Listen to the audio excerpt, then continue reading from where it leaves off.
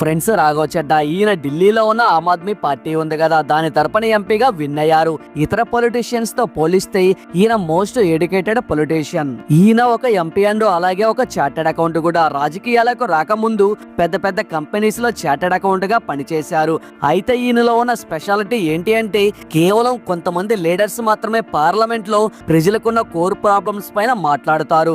అందులో రీసెంట్ గా చాలా గట్టిగా వినిపిస్తున్న పేరు రాఘవ్ చెడ్డా. ఈయన రైస్ చేసిన క్వశ్చన్స్ అన్ని కూడా సోషల్ మీడియాలో వైరల్ అవ్వడం వల్ల రాఘవ్ చెడ్డా గారికి ప్రజల నుండి మంచి అప్రిషియేషన్ లభిస్తుంది. అయితే రాఘవ్ చెడ్డా గారి క్వశ్చన్స్ ఎలా ఉంటాయో ఒక ఎగ్జాంపుల్ లో చెప్పాలి అంటే, ఇండియాలో దాదాపు ప్రతి ప్లేస్ లో బయోమెట్రిక్ వాడతారు. అంటే ఫింగర్ ప్రింట్ అథెంటికేషన్, అంటే వేలిముద్ర వేయడం. రేషన్ బియ్యం తీసుకున్నప్పుడు గానీ, స్కూల్లో అటెండెన్స్ గానీ, అండ్ అలాగే ఒక సిమ్ తీసుకోవాలి అన్నా సరే మనం ఖచ్చితంగా ఫింగర్ ప్రింట్ వెయ్యాలి. మరి ఇలాంటివన్నిటి కోసం గవర్నమెంట్ ఫింగర్ ప్రింట్ యూజ్ చేస్తూ ఉంటే ఎలక్షన్స్ లో కూడా బయోమెట్రిక్ విధానాన్ని అమలు చేస్తే దొంగ ఓట్లు పడవు కదా. ప్రతిసారి ఎవరైనా ఎలక్షన్స్ లో ఓడిపోతే అపోజిషన్ లో ఉన్న పార్టీ దొంగ ఓట్లు పడ్డాయి, అందుకే ఆ పార్టీ విన్ అయింది, ఓటు స్టోరీ జరిగింది, ఇలాంటివన్నిటిని చెప్తూ ఉంటున్నారు. రాహుల్ గాంధీ గారు అయితే ఓటు స్టోరీ అనే పేరుతో చాలా సార్లు ప్రెస్ మీట్లు కూడా పెట్టారు. చాలా సార్లు ఈవీఎం మిషన్స్ హ్యాక్ అవుతున్నాయి అని అంటున్నారు. మరి అలాంటప్పుడు ఈ ఈవీఎం మిషన్స్ ప్లేస్ లో ఒక బయోమెట్రిక్ మిషన్ కనుక పెడితే ఒకరికి ఉన్న వేలు ముద్రలు వేరే వాళ్ళకు ఉండవు కాబట్టి దొంగ ఓట్లు అనేది ఖచ్చితంగా పడవు. మిగతా అన్ని చోట్ల కూడా బయోమెట్రిక్ ఉన్నట్లే ఓట్స్ అప్పుడు కూడా ఈ బయోమెట్రిక్ విధానాన్ని అమలు చేస్తే ఈ దొంగ ఓట్ల పంచాయితే ఉండదు కదా అని రాఘవ్ చెడ్డా గారు పార్లమెంట్ లో తన వాయిస్ ని రైజ్ చేశారు. అలా రాఘవ్ చెడ్డా గారు ఓన్లీ దీన్ని మాత్రమే క్వశ్చన్ చేయలేదు, ఇంకా చాలా వాటిని క్వశ్చన్ చేశారు. లైక్ మొబైల్ రీఛార్జ్ అయిపోతే ఇన్కమింగ్ కాల్స్ ని కట్ చేయడాన్ని. ఆల్రెడీ మనం ఏదైనా కార్ బస్సు కొన్నప్పుడు రోడ్ ట్యాక్స్ మన దగ్గర వసూలు చేస్తున్నారు. ఆ తర్వాత కూడా మళ్ళీ హైవేస్ ఎక్కినప్పుడు టోల్ గేట్స్ దగ్గర రోడ్ ట్యాక్స్ ని ఎందుకు వసూలు చేస్తున్నారని.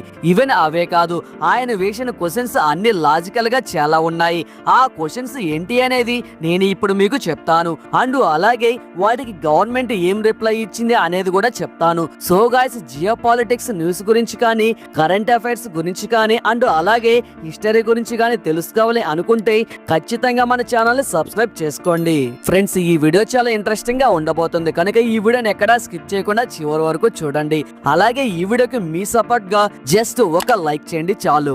ఫ్రెండ్స్, ఆల్రెడీ ఫస్ట్ క్వశ్చన్ ని ఎక్స్ప్లెయిన్ చేశాను, అదే ఈవీఎం ప్లేస్ లో బయోమెట్రిక్ పెట్టడం. సో సెకండ్ క్వశ్చన్ వచ్చేసి రైట్ టు రీకాల్. నేను అడిగిన చాలా క్వశ్చన్స్ లో ఇది ఒక ఇంట్రెస్టింగ్ క్వశ్చన్. అదేంటి అంటే రైట్ టు రీకాల్ అంటే ఏంటి అంటే, ఒక ప్రాంతంలోని ప్రజలందరూ కలిసి ఒక వ్యక్తిని ఎంచుకున్నప్పుడు ఒకవేళ ఆ వ్యక్తి కనుక సరిగ్గా పని చేయకపోతే ఆ వ్యక్తిని దించే అవకాశం కూడా ప్రజలకు ఇవ్వాలి అని సింపుల్ గా చెప్పాలి. అంటే ఎలక్ట్ చేసిన ప్రజలే డీఎలక్ట్ చేయాలి అని. ఇంకా ఆయన ఏమన్నారంటే, ఒక లీడర్ తాను గెలవడానికి ఇష్టం వచ్చినట్లుగా హామీలు ఇస్తున్నాడు.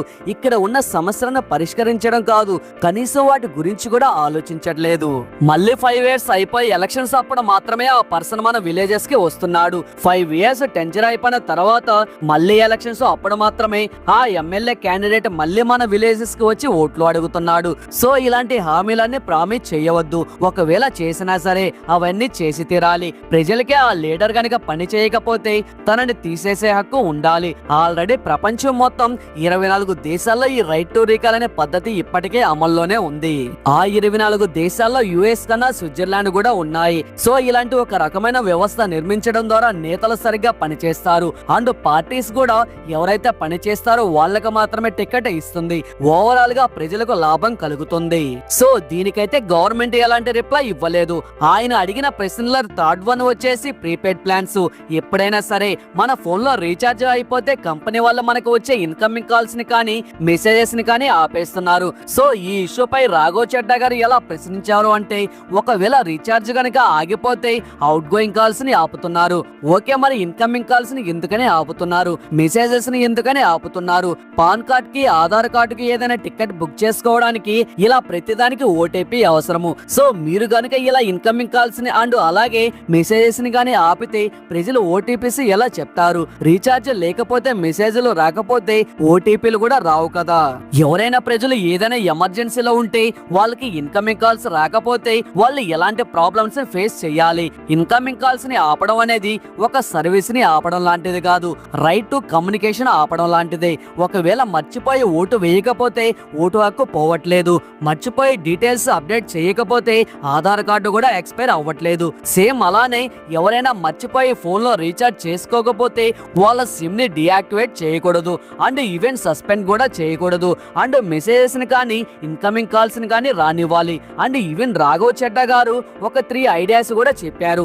అవి ఏంటి అంటే ఒకవేళ రీఛార్జ్ కనుక లేకపోతే 1 ఇయర్ పాటు ఖచ్చితంగా మెసేజ్లు అండ్ ఇన్కమింగ్ కాల్స్ రావాలి. ఒకవేళ సిమ్ గనక యూజ్ చేయకపోతే అప్పుడు బ్లాక్ అవ్వడం కాకుండా ఒక 3 ఇయర్స్ టైం ఇచ్చి ఆ నంబర్ బ్లాక్ అవ్వాలి, ఐ మీన్ డియాక్టివేట్ అవ్వాలి. Third one only incoming calls కోసం మాత్రమే చాలా తక్కువ రేట్లతో ఒక రీఛార్జ్ ప్లాన్ ని అమల్లోకి తీసుకురావాలి. అండ్ అలాగే ఒక నెలలో 30 రోజులు ఉంటే రీఛార్జ్ ప్లాన్ మాత్రం ఓన్లీ 28 రోజుల వరకు మాత్రమే ఉంటుంది. సో దీని వల్ల ఒక సంవత్సరంలో 12 సార్లు రీఛార్జ్ చేసుకోవాల్సింది 13 సార్లు చేసుకోవాల్సి వస్తుంది. దీన్ని కూడా 28 రోజుల నుండి 30 రోజులకు మార్చాలి అని ఆయన అన్నారు. ఈవెన్ కరెంట్ బిల్ గానీ వాటర్ బిల్ గానీ లేక మనం పని చేసే శాలరీ కూడా 30 డేస్ కి పడినప్పుడు ఓన్లీ రీఛార్జ్ కి మాత్రమే ఎందుకు 20 డేస్ అని ప్రశ్నించారు. సో దీనికైతే గవర్నమెంట్ ఎలాంటి సమాధానం ఇవ్వలేదు. ఫోన్ నాదే సిమ్ నాదే, అలాంటప్పుడు మరి ఇన్కమింగ్ కాల్స్ ని ఎలా బ్లాక్ చేస్తున్నారు? ఒకవేళ నేను రీఛార్జ్ చేసుకోకపోతే అవుట్ గోయింగ్ కాల్స్ ని బ్లాక్ చేయాలి కదా. ఫోర్త్ క్వశ్చన్ వచ్చేసి రోడ్ ట్యాక్స్ అండ్ అలాగే టోల్ ట్యాక్స్. ఒక కారు కొనేటప్పుడు ఒక వ్యక్తి జిఎస్టీ కడుతున్నాడు, రోడ్ ట్యాక్స్ కడుతున్నాడు, ఎస్ డ్యూటీ, వ్యాట్ ఇలాంటివన్నీ కడుతున్నాడు. ఇలాంటి ట్యాక్స్ అన్ని కూడా గవర్నమెంట్ మన దగ్గర ఆల్రెడీ కారు కొనేటప్పుడు వసూలు చేస్తుంది. అయితే దీన్ని పాయింట్ చేస్తూ రాఘవ్ చెడ్డా గారు మాట్లాడుతూ ఒక మిడిల్ క్లాస్ వాని దగ్గర ఆల్రెడీ ఇన్కమ్ ట్యాక్స్ పేరుతో ట్యాక్స్ కట్ చేస్తున్నారు. ఆ తర్వాత కూడా వాడు కొన్ని డబ్బులు సేవ్ చేసుకొని ఒక కారు కొనుక్కుంటే కారు కొన్నప్పుడు అందులో ఇన్ఫ్రాస్ట్రక్చర్ చెస్ అని, రోడ్ ట్యాక్స్ అని, జిఎస్టీ అని ఇలా చాలా సార్లు ట్యాక్స్ వేస్తున్నారు. అండ్ ఈవెన్ వాడు కారు కొనుక్కొని రోడ్డు పైన వెళ్తున్నప్పుడు పెట్రోల్ కొట్టిస్తే ఆ పెట్రోల్ లో కూడా ఈ ట్యాక్స్ లని వసూలు చేస్తున్నారు. మరి అలాంటప్పుడు హైవేస్ మీద టోల్ గేట్స్ పెట్టి మళ్ళీ రోడ్ ట్యాక్స్ వసూలు చేయడం అనేది ఎంతవరకు కరెక్ట్ అని ప్రశ్నించారు. అదే కాకుండా ప్రజలు ఇంత రోడ్ ట్యాక్స్ కట్టినా సరే చాలా చోట్ల రోడ్లు సరిగ్గా ఉండట్లేదు. ఈ రోడ్లు సరిగ్గా లేక చాలా మంది యాక్సిడెంట్ లో ప్రాణాలు కోల్పోతున్నారు. ఇదే కాకుండా కొన్ని సందర్భాల్లో టోల్ గేట్స్ దగ్గర ట్రాఫిక్ లైన్ లో ఉండాల్సి వస్తుంది. అలా ప్యాసింజర్స్ చాలా వరకు టైం వేస్ట్ అవుతుంది. అయితే ఇవి 3 క్వశ్చన్స్ వేసినప్పుడు మన రవాణా శాఖ మంత్రి ఎవరైతే ఉన్నారో నితిన్ గడ్కరీ గారు, ఈయన ఈ క్వశ్చన్స్ లో 1 క్వశ్చన్ కి మాత్రమే ఆన్సర్ ఇచ్చారు. అదేంటి అంటే ఇప్పటి నుండి టోల్ గేట్స్ ఉండవంట. ఒకవేళ ఏదైనా కారు హైవే ఎక్కితే శాటిలైట్ ఆధారంగా ఆ కారు హైవే ఎక్కగానే డైరెక్ట్ గా అకౌంట్ నుండి ట్యాక్స్ ని కట్ చేస్తారంట. సో దీని వల్ల టోల్ గేట్స్ ఉండవంట అండ్ దీని వల్ల ట్రాఫిక్ కూడా తగ్గుతుందంట. ట్యాక్స్ వస్తుంది కాబట్టి దీనికైతే ఆన్సర్ ఇచ్చారు. మరి మిగతా క్వశ్చన్స్ అయితే ఆన్సర్ ఇవ్వలేదు. ఇకపోతే క్వశ్చన్ నెంబర్ 5 వచ్చేసి ఇన్కమ్ ట్యాక్స్. మన దేశంలో దాదాపు అందరి దగ్గర ముక్కుపిండి ట్యాక్స్ వసూలు చేస్తున్నారు. సో ఇదే విషయంలో బడ్జెట్ సమావేశాలప్పుడు రాఘవ్ చెడ్డా గారు రైట్ చేసిన పాయింట్ ఏంటి అంటే దేశంలో ఉన్న కార్పొరేట్ కంపెనీస్ ఏవైతే ఉన్నాయో అంటే పెద్ద పెద్ద కంపెనీస్ ఉన్నాయి కదా, అవి ఆ కార్పొరేట్ కంపెనీస్ కన్నా ఎక్కువ ట్యాక్స్ నార్మల్ ప్రజలే పే చేస్తున్నారు. గత సంవత్సరం ఓన్లీ కార్పొరేట్ కంపెనీస్ 9.8 lakh కోట్స్ ట్యాక్స్ రూపంలో గవర్నమెంట్ కి కట్టింది. అయితే దేశంలో ఉన్న ప్రజలు మాత్రం 11 లక్షల కోట్లు ఇన్కమ్ ట్యాక్స్ రూపంలోనే గవర్నమెంట్ కి కట్టారు. అంటే కార్పొరేట్ కంపెనీస్ కన్నా ఎక్కువ ట్యాక్స్ ఓన్లీ నార్మల్ పీపుల్సే కట్టారు. ఇంత ట్యాక్స్ వసూలు చేసినప్పుడు మళ్ళీ వాళ్ళకి రిటర్న్ లో ఏం పెడుతున్నారు? సో ఈ ట్యాక్స్ ని తగ్గించండి, లేకపోతే రిటర్న్ లో ఏదో ఒకటి ఇవ్వండి. ఇదంతా కూడా మిడిల్ క్లాస్ వాళ్ళపై ఒక బటన్ లా మారుతుంది. మనం మిడిల్ క్లాస్ వాళ్ళని పైకి లేపాలి, లేకపోతే వాళ్ళు శాండ్విచ్ లా నలిగిపోతారు. ఆయన దీనిపైన క్లియర్ గా ఎక్స్ప్లెనేషన్ ఇచ్చారు అండ్ గవర్నమెంట్ దీనిపై ఎలాంటి రిప్లై ఇవ్వలేదు. ఇక క్వశ్చన్ నంబర్ 6 ఇది ఎయిర్పోర్ట్ గురించి. ఎటైనా వెళ్దామని ఫ్లైట్ బుక్ చేసుకుందాం అనుకుంటే ఇప్పుడు ఒకలా రేటు ఉంటుంది అండ్ అలాగే మధ్యాహ్నం చూస్తే ఇంకొక రేటు ఉంటుంది. ఇలా ఏరోప్లేన్స్ నడిపే కంపెనీస్ ఈ రేట్స్ ని ఎందుకని ప్రతిసారి ఇలా తగ్గిస్తూ పెంచుతూ ఉంది. ప్రతి భారతీయుడు ట్రైన్ లో ఎలా అయితే వెళ్తున్నాడో సేమ్ అదే విధంగా ఫ్లైట్ లో కూడా వెళ్లేలా మనం చెయ్యాలి. ఆ రేట్స్ ఎప్పుడు కూడా ఒకేలా ఉండాలి. అండ్ అదే కాదు, బయట ఒక వాటర్ బాటిల్ కాస్ట్ 20 రూపాయలు ఉంటే ఒక చాయ్ కాస్ట్ 10 రూపాయలు ఉంటే అదే ఒక ఎయిర్పోర్ట్ లోకి వెళ్తే వాటర్ బాటిల్ కాస్ట్ వచ్చేసి 100 రూపాయలు అవుతుంది. ఒక చాయ్ కాస్ట్ వచ్చేసి 50 రూపాయలు అవుతుంది. ఒక సామాన్యుడు ఫ్లైట్ లేట్ అయిన తర్వాత గంటల అక్కడే కూర్చుంటాడు.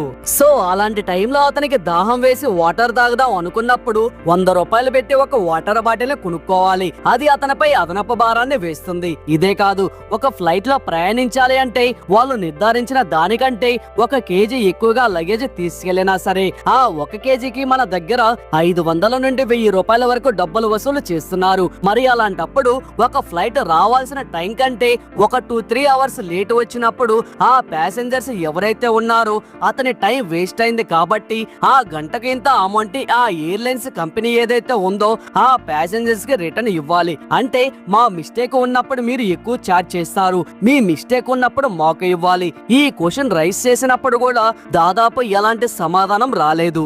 సో అందుకే అన్నాను, మిడిల్ క్లాస్ వాళ్ళ గురించి మాట్లాడే వాళ్ళు చాలా తక్కువ మంది ఉంటారు. అందులో రాఘవ్ చడ్డా గారు కూడా ఒకరు అని. అండ్ ఇవే అనుకుంటున్నారా?